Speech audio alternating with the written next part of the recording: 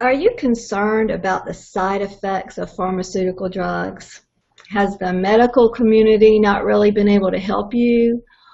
Or is the area in your life that need to be healed not even physical? You know, if any of these things apply to you, I just want to encourage you that you're at the right place. My name is Carol, and I'm a holistic coach.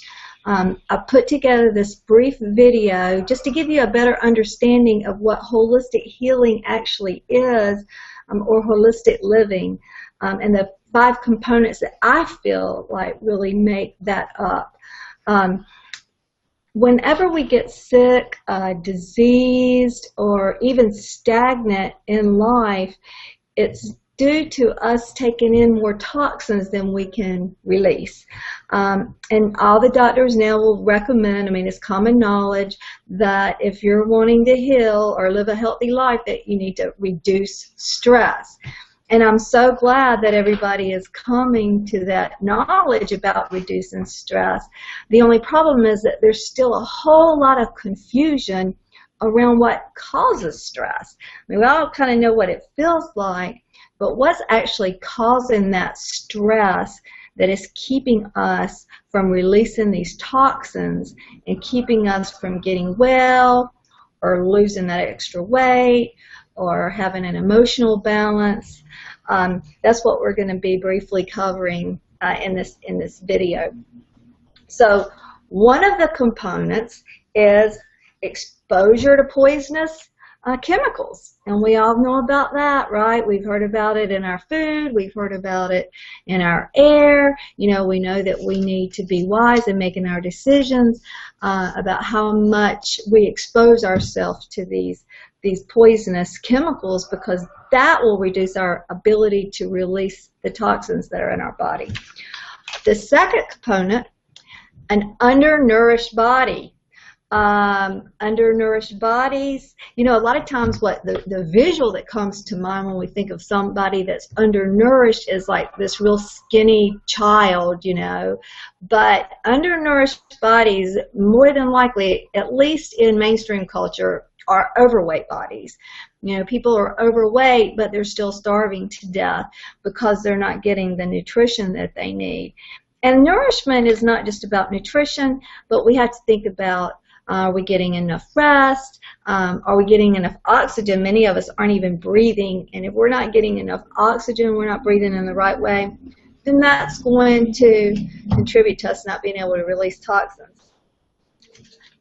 The third component, an undernourished mind, and that's almost worth a laugh in today's society with this abundance of information. We're definitely living in the information age, so it's like, how can our minds be undernourished when they're being bombarded all the time with this information? And that's exactly how they become overloaded.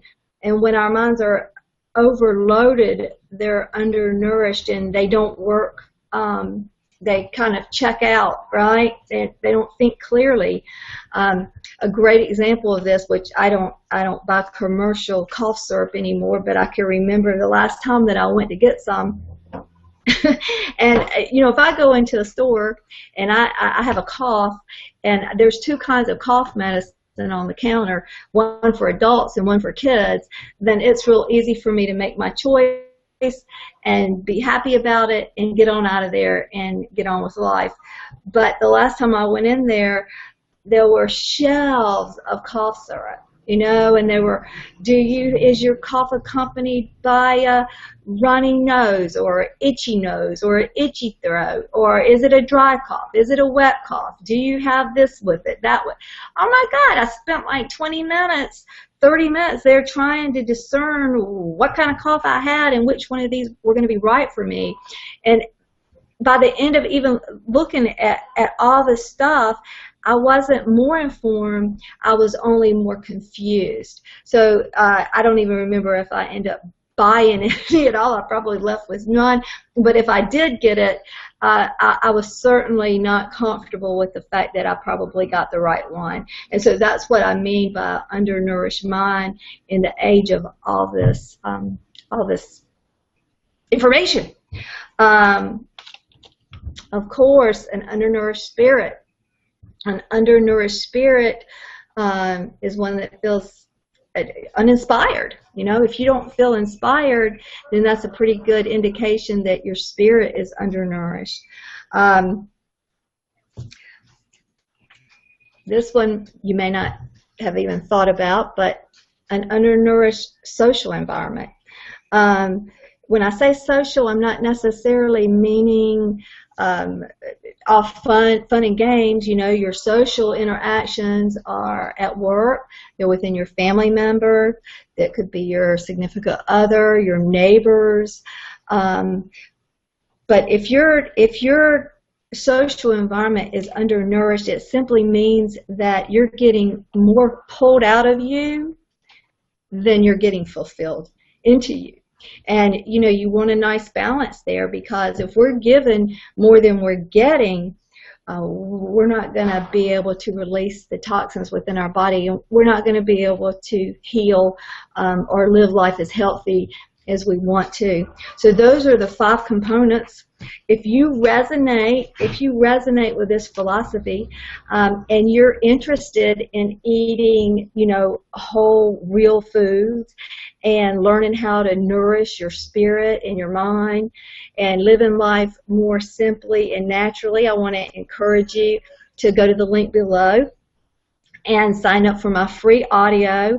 It's called the Holistic Healing Formula, and it just goes into this a little bit more thoroughly than what I've had time to do here today.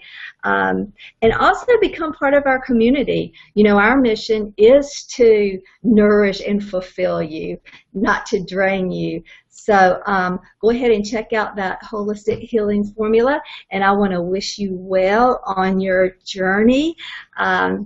And until we meet again, may the force be with you.